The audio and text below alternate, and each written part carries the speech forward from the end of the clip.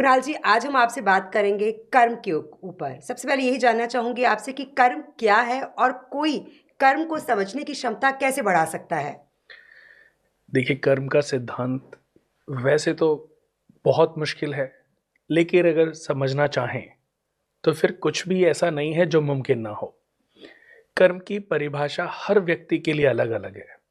जैसे कि मैं आपको पूछूं कि माता पिता की सेवा करना क्या ये अच्छा कर्म है? जी हाँ, कर्म है, अच्छा कर्म है। यही बहुत लोगों को नहीं पता कि माता पिता की सेवा करना कर्म में काउंट नहीं होता। अच्छा। ये हमारा दायित्व होना चाहिए, हुँ। यानी कि हमारा फर्ज होना चाहिए। जैसे उन्होंने हमें पैदा किया, पाल पोस के बड़ा किया, आज हम काबिल समझदार बन गए, वर्किंग हैं, अपनी लाइफ स्टाइल को अपने तरीके से जी रहे हैं, लेकिन इसके पीछे किसका हाथ था? हमारे माता पिता का। जी। ऐसे ही जब उनको हमारी ज़रूरत कि आज वो 80 साल के हो गए, तो हमारा भी फर्ज बनता है कि हम भी ठीक वैसे ही उनकी टेक केयर करें, जैसे कभी बचपन में जन्म के समय उन्होंने हमारी की थी। तो कुछ दायित्व होते हैं और कुछ कर्म होते हैं। कर्म को कैसे काउंट करेंगे? जैसे कि मैंने बताया कि हर व्यक्ति के लिए कर्म की अलग-अलग परिभाषाएँ हैं जी।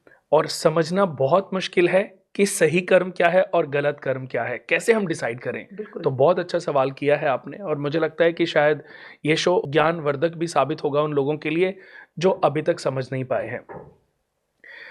कोई भी जो आप किसी दूसरे के लिए करते हो या कोई आपके लिए करता है, जैसे किसी ने आपसे आपके लिए चुगली की हुँ।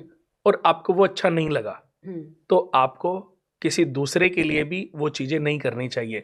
जो आप चीज़ें किसी भी दूसरे व्यक्ति से अपने लिए एक्सेप्ट ना करते हों, हुँ। तो आपको कदापि वो चीज़ें दूसरों के लिए भी नहीं करनी चाहिए। और निस्वार्थ भाव से किया गया कोई भी कार्य, निस्वार्थ भाव से की गई किसी भी व्यक्ति विशेष के लिए सेवा, वो कर्मों में काउंट होती है। क्योंकि हमारा कोई दायित्व नहीं था, हमारे को कोई सैलरी नहीं मिल रही है, हुँ। हमारा कोई उससे रिलेशन नहीं है, लेकिन फिर भी जैसे सड़क पर आज हम जा रहे हैं, अचानक हमने देखा कि कोई बेहोश पड़ा हुआ है और उसकी हम टेक केयर ऐसे ही करें जैसे कोई हमारा फैमिली मेंबर है, हुँ। कोई उसको नहीं देख रहा है, तो ये आपके अच्छे कर्माज में काउंट होएगा। हुँ। कहते हैं कि बीज बबूल का बोए तो आम कहाँ से खाए? अगर आम खाना है तो आम का पौधा ही लगाना पड़ेगा। जी। तो हम निस्वार्थ भाव से कोई भी कार्य करते हैं जिससे दूसरों का भला हो, जो दूसरे लाभान्वित हों, वो हमारे कर्मों में जुड़ते चले जाते हैं। और अन्नू जी, यही कर्म पुण्य में कन्वर्ट होते हैं और यही पुण्य प्रारब्धों के रूप में हमें फल प्रदान करते हैं। वो कैसे? जैसे एक व्यक्ति की मृत्यु हो गई, जी। अब उसका जन्म कैसे निर्धारित होगा कि कहाँ होना चाहिए? तो उसके पूरे जीवन के जो कर्मास हैं, उन्हीं का लेखा-जोखा, उन्हीं से जो पुण्य लोक अर्जित हुए हैं, पुण्य जो अर्जित हुए, कहते हैं ना कि आपके हर मनुष्य के पीछे 2 घड़े होते हैं, एक पाप कर्म का, एक पुण्य कर्म जी। का। तो आप जैसे कर्म करते चले जाते हो, हर कर्म का फल है, हुँ। अच्छा भी और बुरा भी। आपकी नज़र में हो सकता है कि वो अच्छा हो, लेकिन अगर उससे किसी का नुकसान हो रहा है, तो वो अच्छे कर्मों में कभी काउंट नहीं होगा, क्योंकि वो आपने किसी भी, हो सकता है किसी स्वार्थ के लिए किया हो।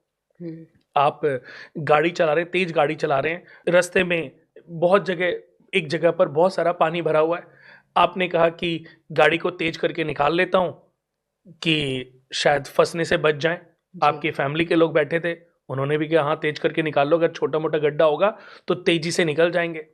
लेकिन जब आपने वो गाड़ी तेजी से निकाली, तो बहुत सारी गंदा पानी जो है साइड में चल रहे 2 लोगों के ऊपर चला गया। हुँ। तो आपने तो अच्छा किया अपने लिए, लेकिन किसी दूसरे का तो दूस नुकसान हो गया। जी। तो हमें ये हमेशा ध्यान रखना चाहिए कि हम जो कार्य कर रहे हैं, किसी भी रूप में जाने अनजाने किसी का नुकसान तो नहीं हो रहा है।